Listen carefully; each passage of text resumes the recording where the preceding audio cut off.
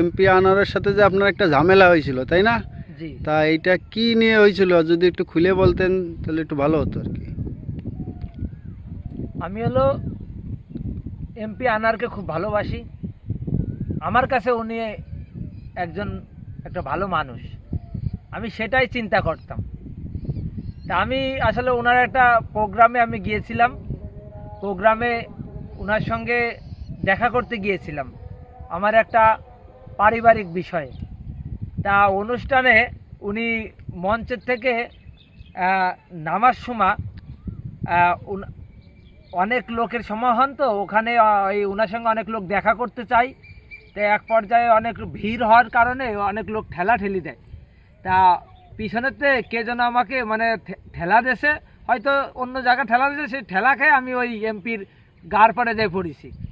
গার পাড়ে যখনই পড়েছি, এমপি রাইগে আমার কি বলবো, সে আমাকে রাইগে আমার এই গলা ধরে উঁচু করে ফেলাইছে। উঁচু করে ফেলাই ঠাস ঠাস করে তার হাত দিয়ে আমার মতো লোকরে যদি থাবা মারে আমি কি আর বাইচে থাকতে পারি? ঠাস ঠাস করে আমাকে দুটো থাবা মারলো, ধরে এইভাবে চাইলে ফেলালো বিড়ির মধ্যে। আমি কি বলবো যে আমি কান্তি আমি বাড়ি চলে গেছি, যে আসলে আমি ওনার এত ভালো জানি। আমি তো দেখা আসলে একজন মারিছে, আমি সেই অবস্থা তার গার ফাড়ে দিয়ে পড়েছি, আমি তো ইচ্ছা করে পড়িনি। কিন্তু আসলে সে কি উচিত ছিল না যে আমাকে আসলে উঠোই আমার কাছে জিজ্ঞেস করা যে কি হলো, তুমি এভাবে গার পারে আসলে পড়লে কে? কিন্তু উনি কোনো কথা না বলে এসে গলা চিপে ধরে আমার উঁচু করে ঠাস ঠাস করে থাবা দিয়েছে। আমার তো গলা ওই সময় লাল হয়ে গেছিলাম, আমার দম বন্ধ হয়ে যাচ্ছিল। আচ্ছা ভাই, এমপি আনার তো মারা গেছে, তা এই আনার আপনাকে এলাকায় কেমন লোক ছিল সেটা যদি একটু জানাতেন। আমার কাছে উনি ভালো লোক ছিল, কিন্তু যখন আমার সাথে বেয়াদবি করেছে তখন তো আর আমার কাছে ভালো লোক নাই।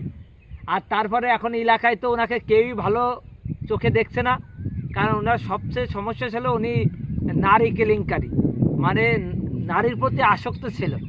উনি সুন্দরী মেয়ে নাকি ওনার বন্ধু শাইনির বাংলোয় নিয়ে ঢাকাতে নায়িকাদের আইনে উনি মদ খাতো এবং ফুর্তি করত। তা এইসব করতো।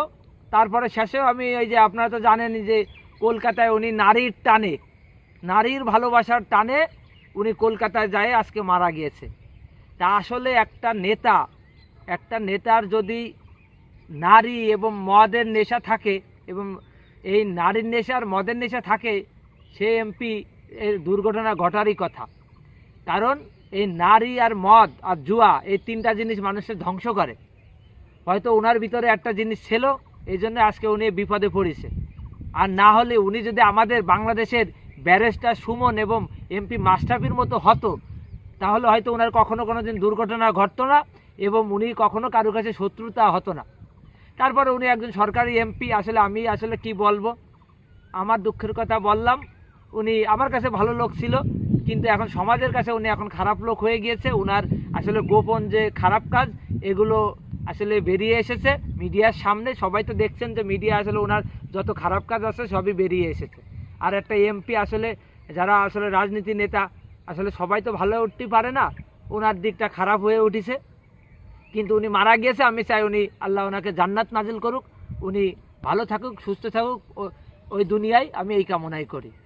আচ্ছা ভাই, তাহলে আপনাকে ধন্যবাদ আমাকে সত্য কথা বলার জন্য। ভালো থাকেন, সুস্থ থাকেন, আল্লাহ হাফেজ।